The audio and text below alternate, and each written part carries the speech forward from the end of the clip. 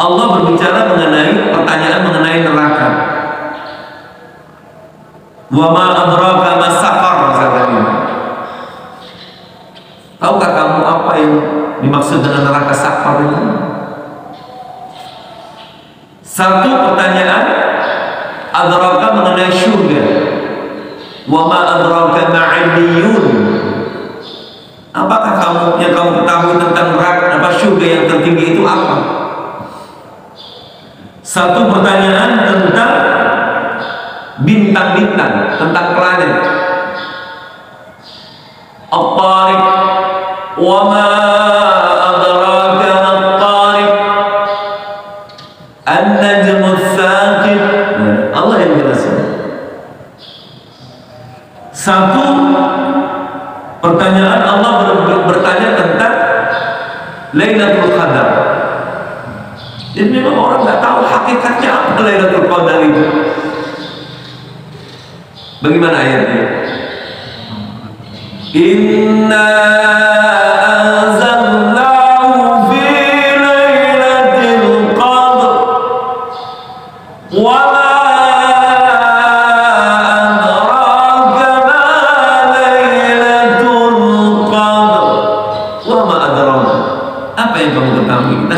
hakikatnya.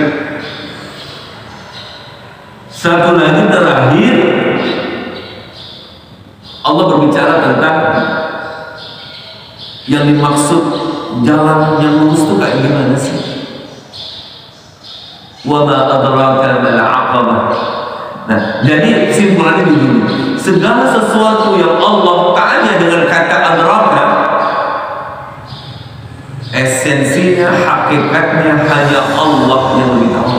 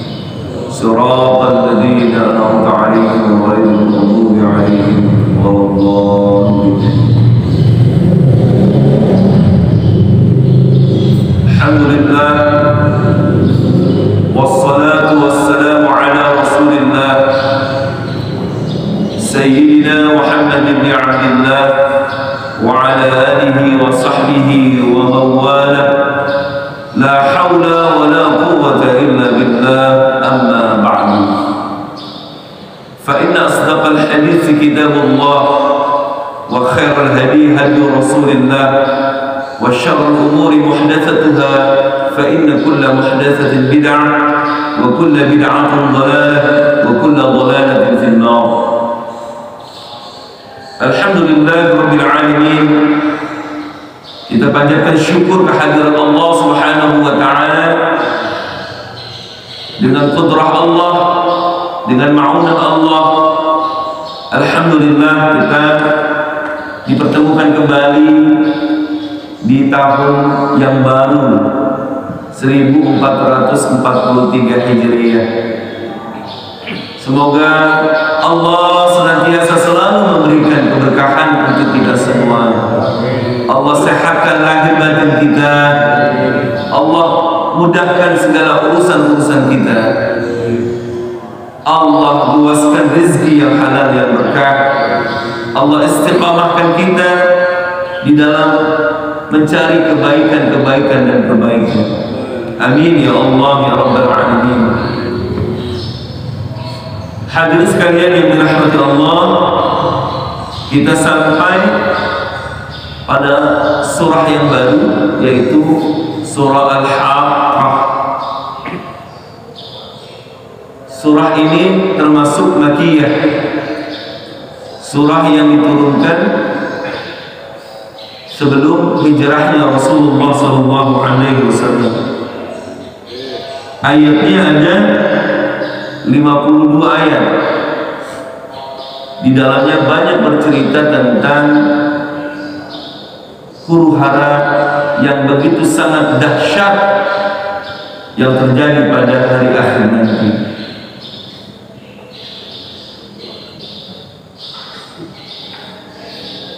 Dalam cerita bahwa salah satu yang menyebabkan Sayyidina Umar radhiyallahu anhu mendapatkan hidayah sehingga terketuk hati beliau untuk mempercayai ajaran Rasulullah SAW, yang awalnya Umar merupakan orang yang paling benci kepada Rasulullah selain Khalid bin Mughirah kemarin kita sudah ceritakan. Beliau menceritakan bahwa surah inilah yang meluluhkan hatiku ketika dibaca Al-Haqqah mal-Haqqah wa ma adraka mal-Haqqah. Umar mulai tergerak hatinya untuk mengimani Rasulullah SAW, dan yang kemudian betul-betul Umar bin Khattab menyatakan keislamannya di hadapan Rasulullah SAW ketika mendengar bacaan adiknya, yaitu Fatimah. Fatimah membaca surah Taha ma anzalna ilaikal Qur'ana litasqa. Disitulah luluh hatinya Umar yang awalnya ingin membelah kepalanya Fatimah karena bencinya mendengar ayat Allah itu, yang kemudian Allah berikan hidayah sampai Umar gak mampu memegang pedangnya sampai jatuh itu mendengar kata Taha ma anzalna alaikal Qur'ana litasqa. Setelah itulah Umar menyatakan syahadatnya, asyhadu an la ilaha illallah wa asyhadu annaka Muhammadar Rasulullah wa annaka Rasulullah. Ini jadi ayat yang pertama yang menggerakkan hatinya Sayyidina Umar. Makanya ada ulama ngajarin, kalau kita punya anak susah ngajarinnya ya. Bandel banget tuh anak.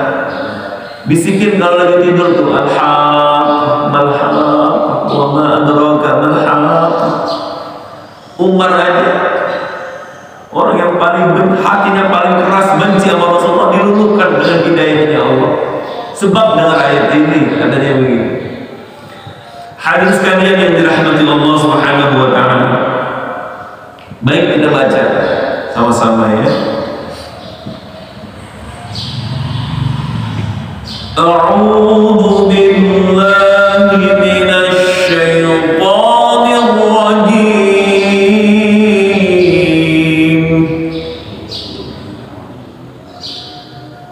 Bismillahirrahmanirrahim.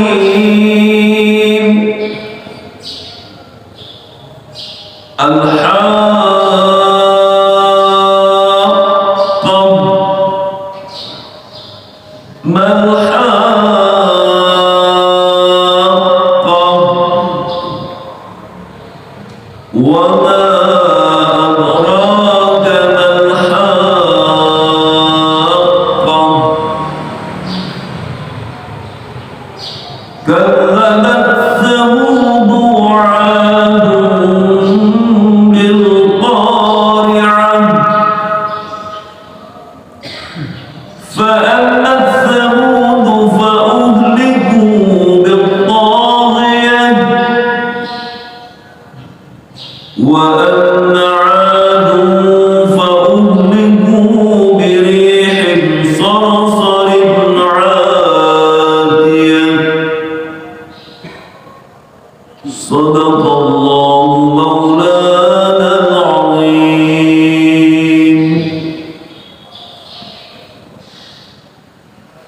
Al-Haqqah, kata haqqah itu diambil dari kata hakun. Hakun artinya apa? Hak, yang hak, yang batil. Hak itu artinya yang benar. Asal katanya hakun. Maka ulama tafsir mengartikan haqqah itu adalah sesuatu yang pasti. Ada yang menafsirkan al-haqqah sesuatu yang jelas. Lawannya hak itu batil.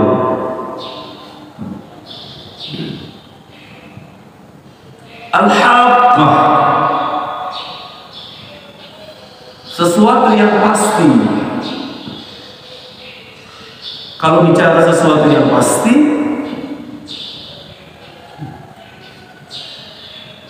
banyak sesuatu yang gak pasti. Kalau kita mengatakan besok hari Kamis saya mau berangkat ke Surabaya, pasti nggak?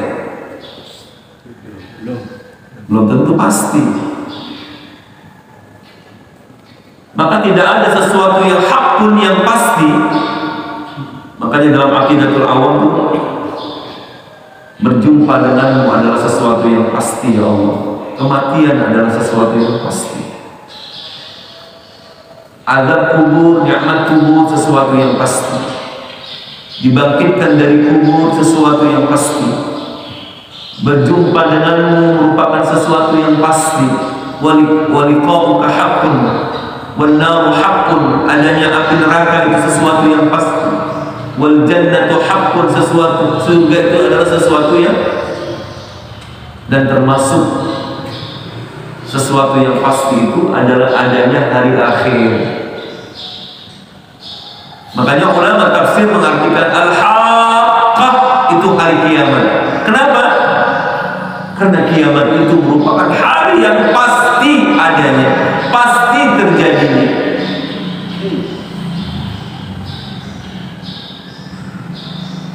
Hari yang pasti dan peristiwa yang pasti.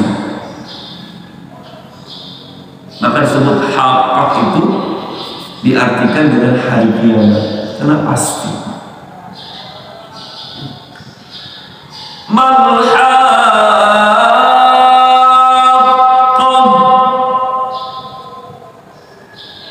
Apakah hari kiamat itu? Nggak ada yang bisa jawab. Allah wa Rasuluhu a'lam. Allah yang lebih tahu. Apa sih hakikatnya hari kiamat itu?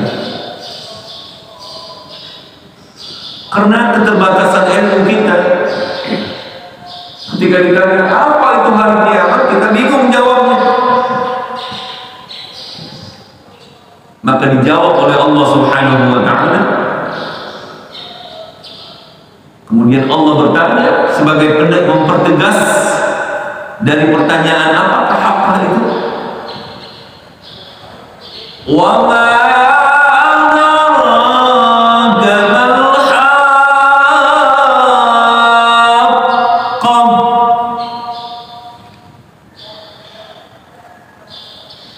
Dan apa yang kamu ketahui? Dan tahukah kamu begitu? Apakah hari kiamat itu? Jadi Allah bertanya, apakah hari kiamat itu? Dan sejauh mana pengetahuanmu tentang hari kiamat itu? Tentu kita nggak bisa jawab. Pernah saya bahas dulu, setiap sesuatu perkara yang tidak pernah terbayang terlintas oleh pikiran manusia, oleh ilmu pengetahuan manusia, Allah bertanya dengan kata wa ma adraka, pasti.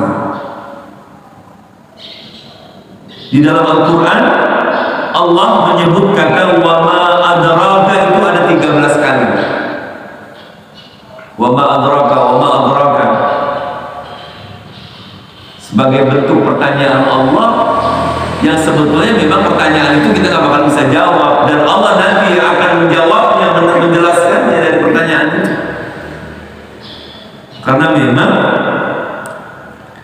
nggak akan sampai ilmu kita kepada hakikat kiamat itu seperti apa. 5 kali dari 13 itu Allah bertanya tentang hari kiamat. Al-Qari'ah wa ma adraka mal Qari'ah, seperti ini juga. Al-Haqqah wa mal Haqqah. Kemudian 4 Allah berbicara mengenai pertanyaan mengenai neraka. Wa ma adraka ma saqar, misalnya. Tahukah kamu apa yang dimaksud dengan neraka saqar itu? 1 pertanyaan adraka mengenai syurga. Wa ma adraka ma 'illiyun. Apakah yang kamu ketahui tentang neraka, apa syurga yang tertinggi itu apa? 1 pertanyaan tentang bintang-bintang, tentang planet. At-Tariq, wa ma adraka mat-Tariq, an-najmu ats-tsaqib. Allah yang jelaskan. 1 pertanyaan Allah bertanya tentang Lailatul Qadar.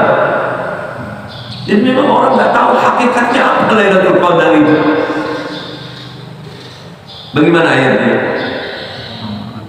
Inna anzalnahu fi Lailatul Qadar wa ma adraka ma Lailatul Qadar. Wa ma adraka, apa yang kamu ketahui? Kita nggak tahu hakikatnya. 1 lagi terakhir, Allah berbicara tentang yang dimaksud jalan yang lurus itu kayak gimana sih? Wa ma adraka mal 'aqabah. Nah, jadi simpulannya begini, segala sesuatu yang Allah tanya dengan kata adraka, esensinya, hakikatnya hanya Allah yang lebih tahu. Karena ini hal yang di luar batas kemampuan pemikiran kita, seperti Lailatul Qadar, seperti bintang-bintang, seperti syurga, seperti neraka, seperti itu. Jadi ada 13 kali Allah menyebutkan kata adraka dalam Al-Quran Al-Karim.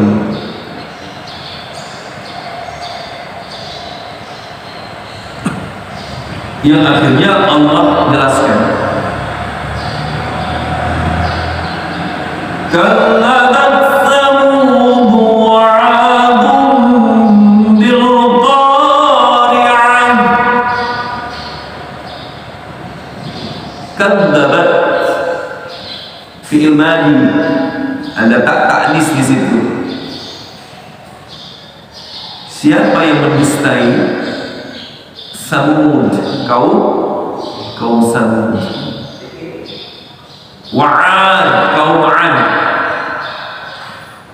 Kalau Samud itu kaumnya Nabi Saleh, kalau 'Ad kaumnya Nabi Hud.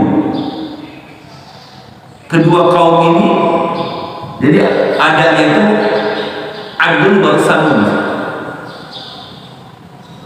Dalam Al-Quran itu وَثَمُودَ الَّذِينَ جَابُوا الصَّخْرَ بِالْوَادِ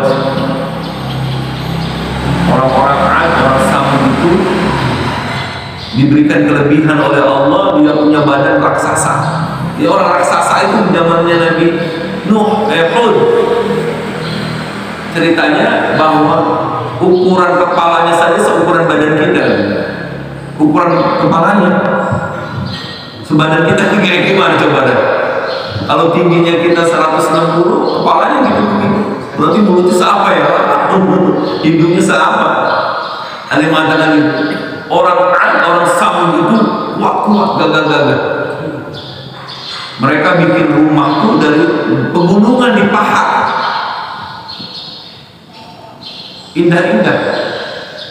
Ahli paha orang Samud itu. Jadi mereka ini dua kaum yang mendustai nabi-nabi mereka. Kalau Ad mendustai Hud, kalau Samud mendustai Nabi Saleh alaihissalam.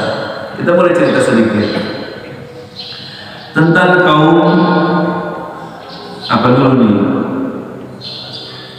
Samud dulu ya. Samud baru Ad. Samud itu asal kata dari Samada.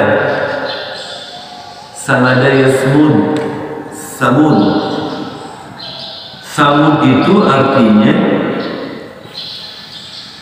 Khalilul Ma,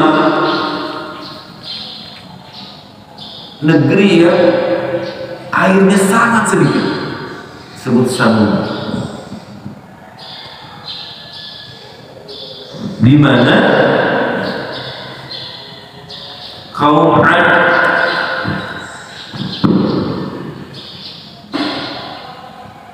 itu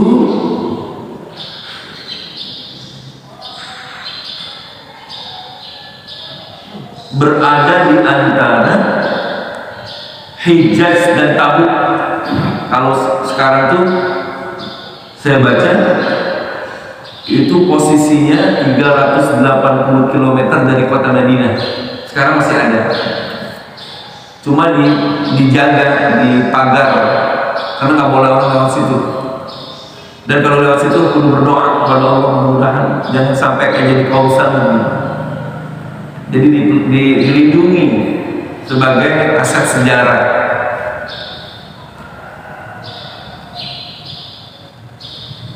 Nah,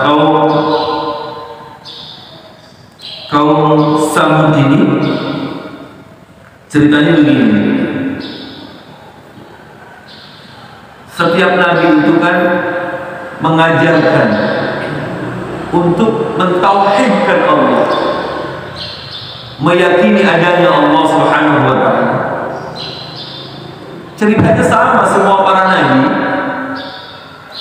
ketika mengajarkan kebenaran, mengajak untuk mempercayai adanya Allah, beribadah kepada Allah, mereka ya pasti melawan, mendustai, kadzabat. Mereka nggak percaya. Singkat cerita, kaum Samud ini menantang Nabi Allah Saleh alaihissalam. Yang Nabi Saleh ini merupakan bagian dari mereka, dari keluarga mereka. Jadi Nabi yang diangkat dari kalangan mereka.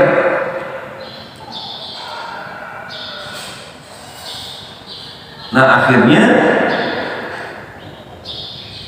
mereka menolak keras apa yang diajarkan oleh Nabi Allah Saleh alaihissalam, dan mereka baru meyakini bahwa Nabi Saleh sebagai seorang nabi kalau bisa membuktikan kemukjizatannya.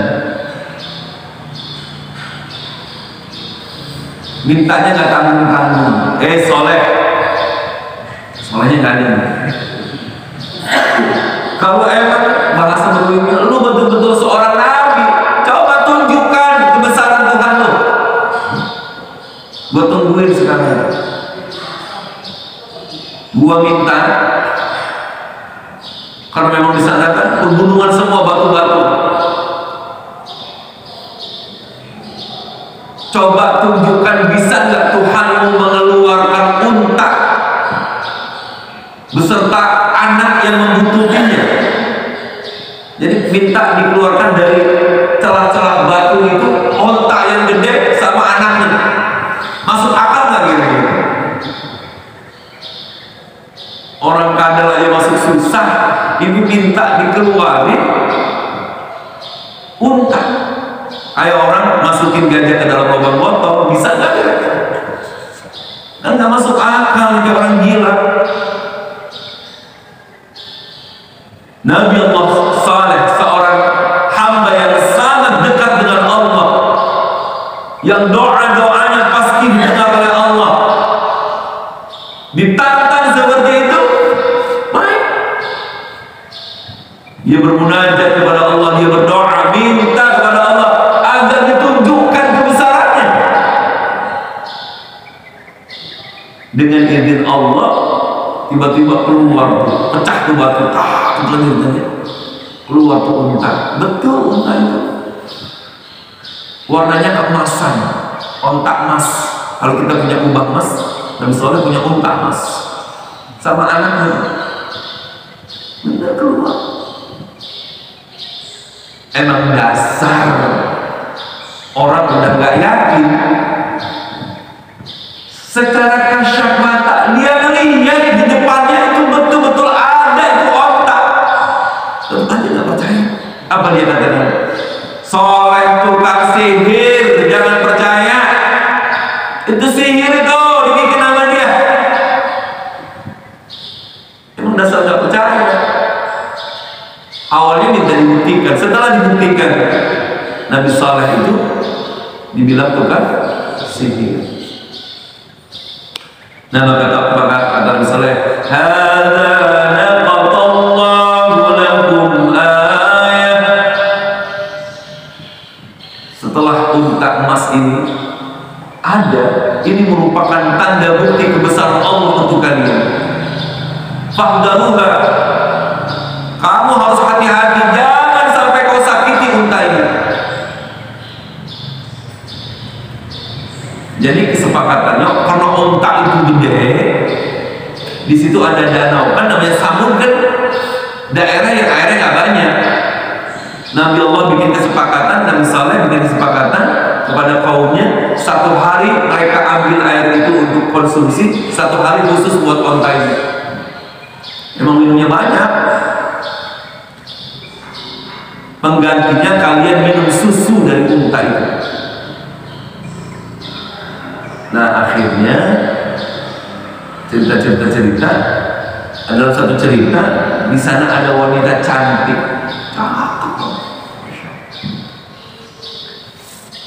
namanya Saduqah binti Muhayyad.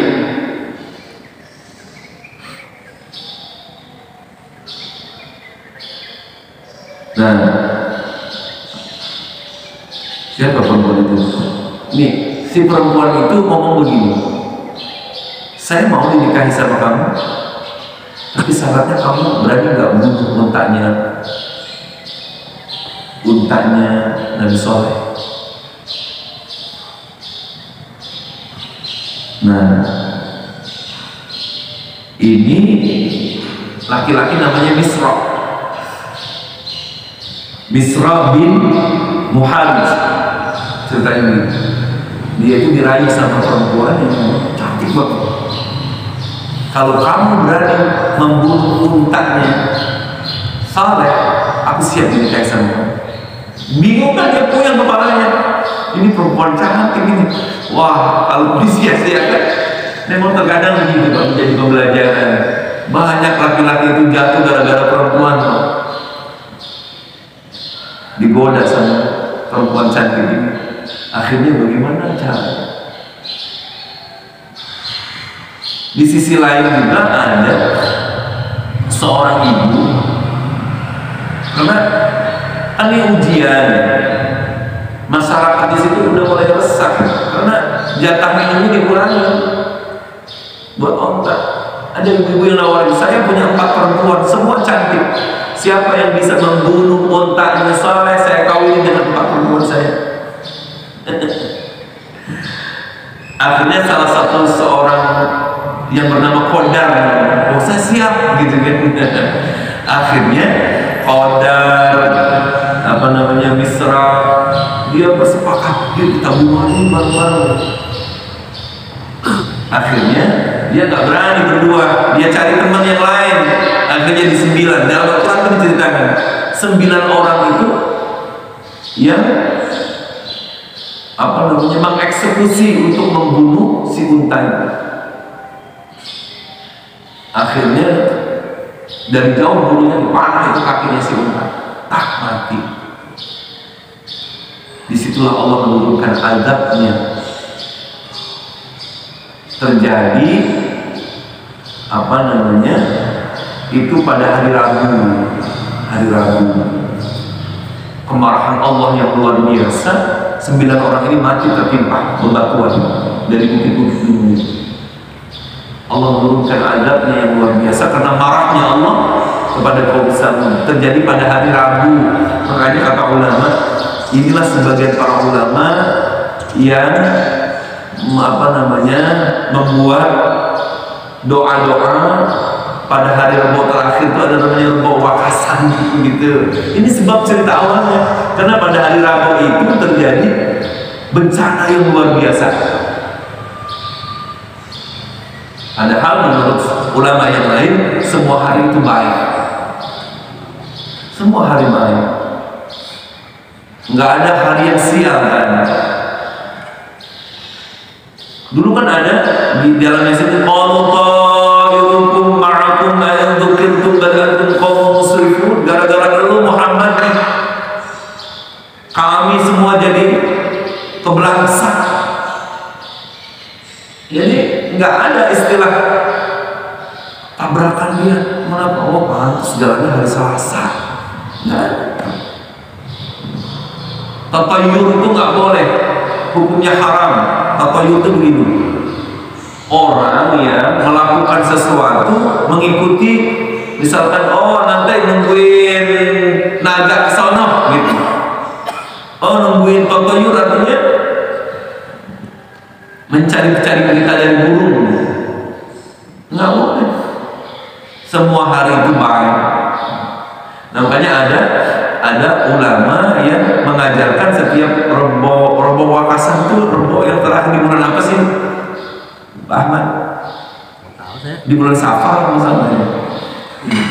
Jadi orang disuruh berdoa semua. Karena cerita awalnya ini kejadian Allah hancurkan kaum Samud itu pada hari Rabu. Rabu, Kamis, Jumat, kan 3 hari. Ditantang Nabi Saleh, kalau memang betul-betul Tuhan marah, coba tunjukkan kemarahannya. Berdoa kepada Allah Saleh, ya Allah tunjukkan kebesaran ya. Benar, Kamis, Jumat, Sabtu mulai terjadi bencana yang sangat luar biasa. Baru mereka tahu. Nah itu cerita Samud. Nah, kita lihat fa'amma Samud, adapun kaum Samud itu fa'uhliku, mereka dihancurkan, dibinasakan oleh Allah bil-taghiyah.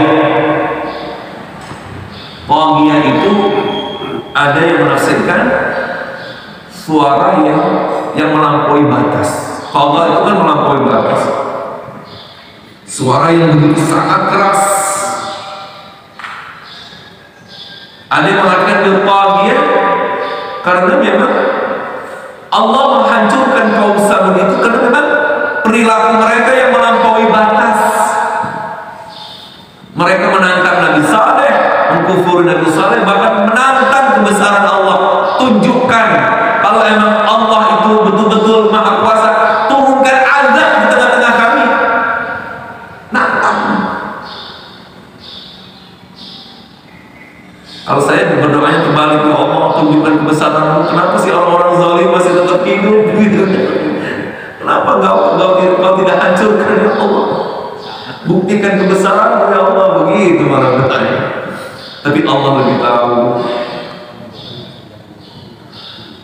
Jadi Itulah bitagiyah itu ya cerita tadi, cerita suara yang sangat keras, suara yang letupan-letupan yang sangat keras.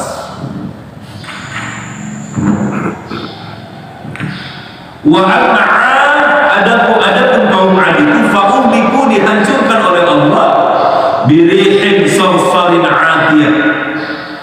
Rih itu artinya angin. Kalau dalam bahasa Al-Quran ada rih, ada riyah.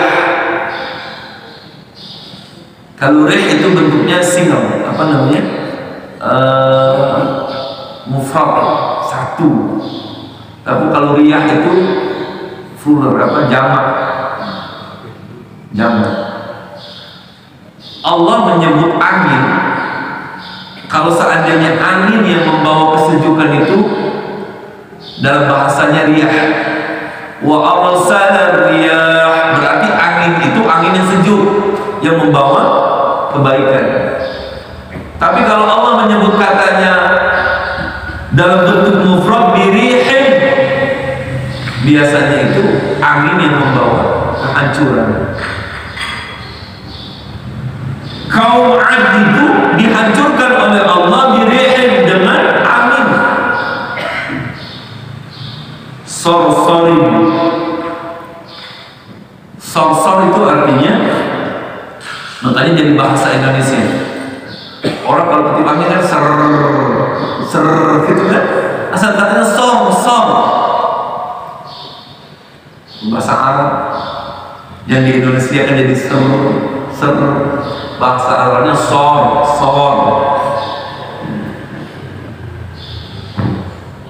Bisarsarin, rihin sarsarin, dengan angin yang suaranya gemuruhnya sampai sok suaranya itu udah, saya belum pernah mendengar suara angin topan kayak gimana. Badai, apa namanya, angin apa sih, angin puyuh kalau kayak yang menyapu semua, apa namanya, semua apa yang ada di situ dihabiskan oleh angin. Adiyah, anginnya sangat dingin. Jadi kaum 'ad itu dihancurkan oleh Allah dengan angin. Kalau kaum Samud dihancurkan dengan suara yang sangat apa namanya, melengking. Udah suara apa gitu, sehingga merusak semua telinga orang yang mendengar. Seperti itu. Nah, kalau cerita kaum 'ad itu kerjanya itu mereka ahli dalam pembuatan patung-patung berhala. Karena memang mereka menyembah berhala. Jadi kaum di bangsa Arab yang pertama kali menyembah berhala itu dimulai dari kaum 'ad. Jadi kaum 'ad lah yang menemukan Tuhannya. Jadi mereka kaum yang pertama kali menyembah berhala itu adalah kaum 'ad. Kaum 'ad ini, Nabi Hud ini kan keturunan dari Nabi Allah Nuh. Nabi Allah Nuh ini punya anak 4.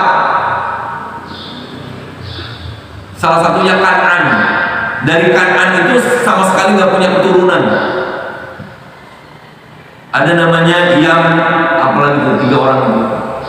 Jadi punya 4 anak lagi, yang 3 selamat, yang 1 Kan'an.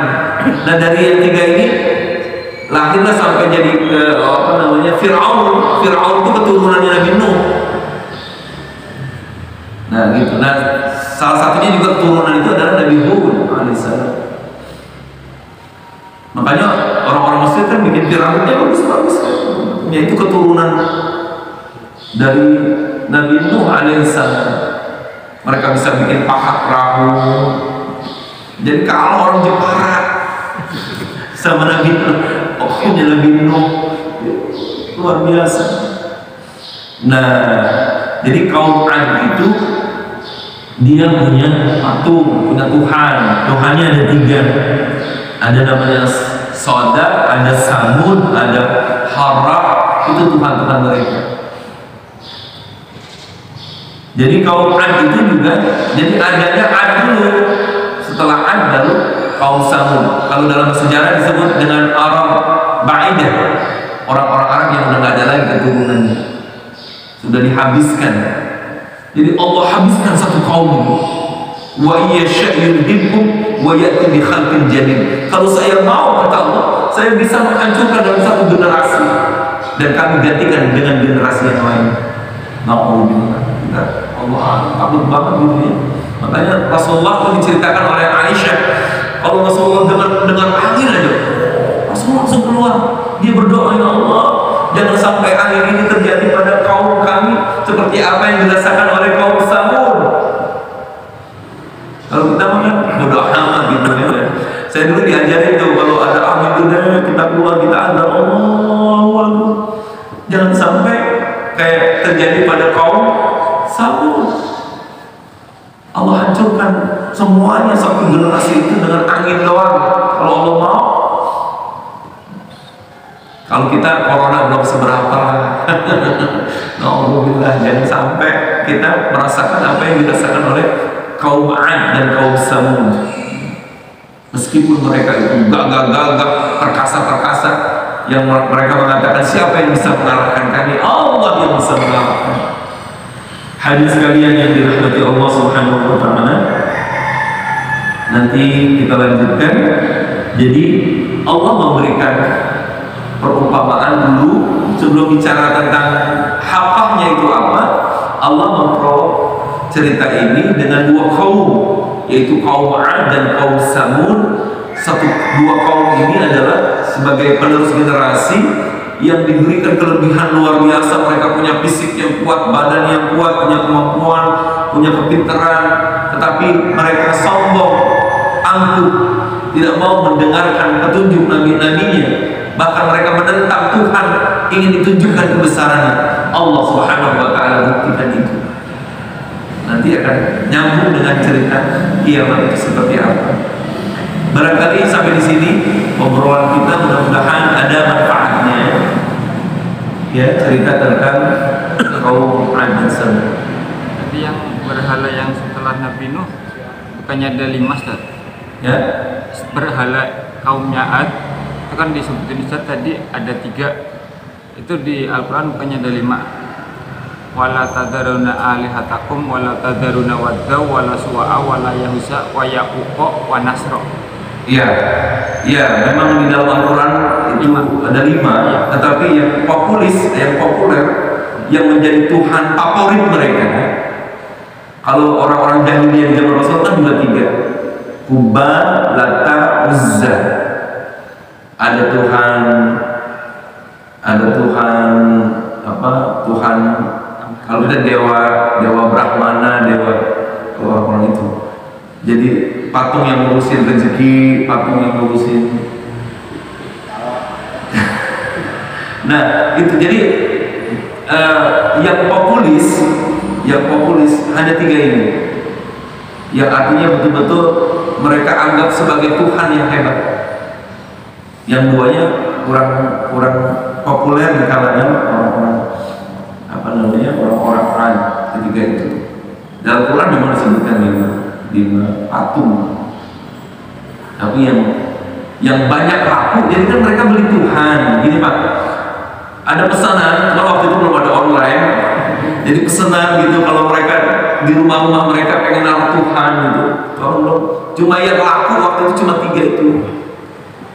Yang 2-nya kurang laku. Boleh pilih berarti tuh. Boleh pilih.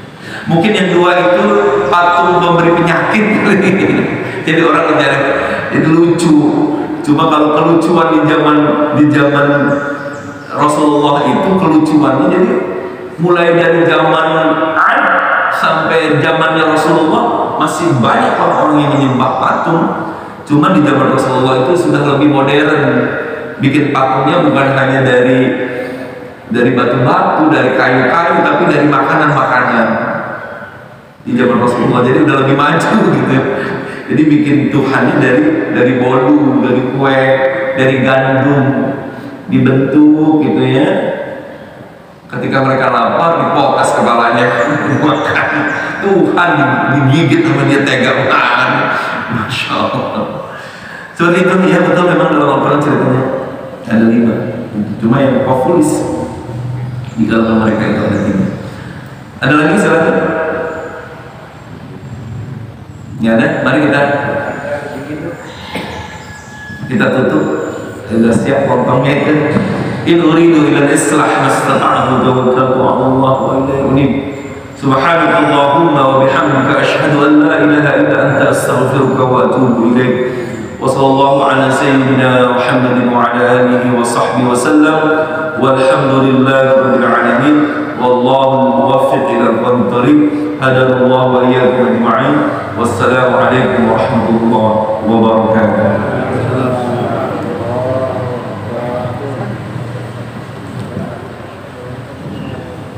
Jangan pulang dulu, teh dulu.